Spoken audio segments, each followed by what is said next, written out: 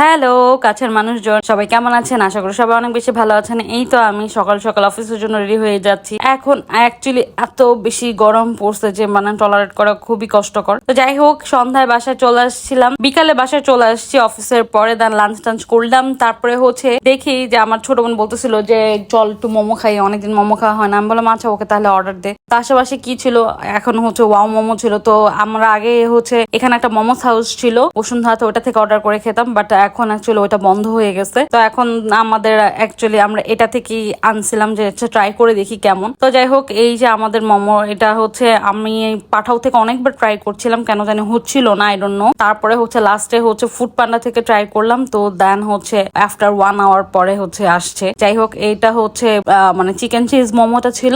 আমার কাছে কেন জানি ওদের সসের কন্ডিশনটা ভালো লাগে না, শুধু সয়া সসের দিয়ে রেখে দিয়েছে, আর কোনো সস ছিল না। যখন আমরা অর্ডার দিচ্ছিলাম ওখানে কিন্তু দেখাচ্ছিল যে অনেক টাইপের সস কিন্তু প্রোভাইড করে, বাট কেন জানি আমি বুঝলাম না, আমাদেরকে তো প্রোভাইড করলো না, শুধু এই সয়া সস। ভাই সয়া সস তো আমার ঘরেও আছে। এই সসটার জন্য অ্যাকচুয়ালি মোমোটা কিন্তু সসের উপর অনেকটা ডিপেন্ড করে। ঠিক আছে, মোমো মজা লাগে, বাট সসের উপর কিন্তু মানে টেস্টটা আরো বেশি মানে ডিফারেন্ট করে, আরো মজা লাগে আর কি খাইতে। তো যাই হোক, ওইটা হচ্ছে একটা মিক্সড প্লেটার ছিল, ওখানে অনেক টাইপের মোমো ছিল।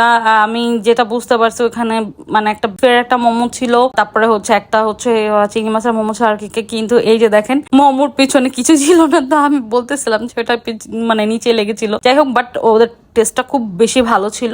আমি বলবো না যে খারাপ ছিল, মানে ওয়ামোর মোমোটা খুবই মজা ছিল। ওরা যদি মানে সসটা একটু অন্য টাইপের, একটু স্পাইসি কোনো সস দেয়, আমার মনে হয় যে ওটা আরো বেশি মজা লাগবে। তো যাই হোক, সসের জন্য আমরা খুবই ডিসঅ্যাপয়েন্টেড হয়েছি। তো যাই হোক, এটা প্রথম একটা এক্সপিরিয়েন্স ছিল, বিকজ এই মোমো থেকে আমরা আগে কখনোই খাই নাই।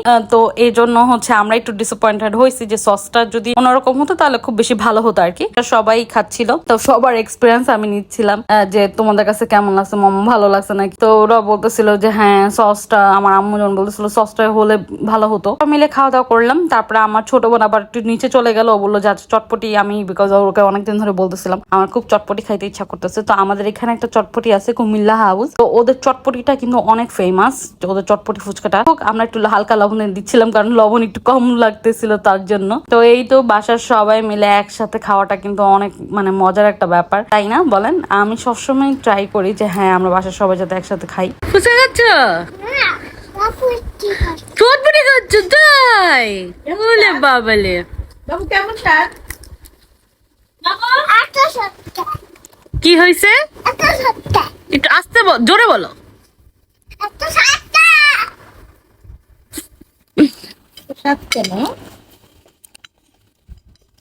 কেমন মা চটপটি? মজা না? এই যে দেখেন আমি আর জায়ান, তো ও আমার গলা ধরে দাঁড়িয়ে ছিল।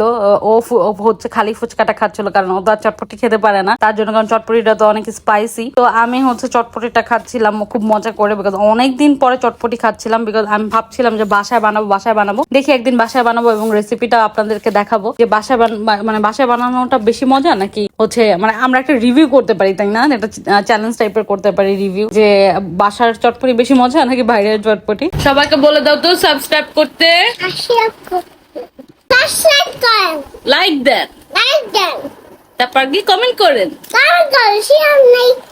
শেয়ার লাইক করেন। হ্যাঁ দেখছেন, আপনাদের সবাইকে বলতেছে যে আমার চ্যানেলটা যাতে বেশি বেশি সাবস্ক্রাইব করেন, তাই না বাবা? ওকে, সবাই যদি জানকে ভালোবেসে থাকেন তাহলে অবশ্যই লাইক করবেন এবং সাবস্ক্রাইব করবেন। টাটা, আল্লাহ হাফেজ।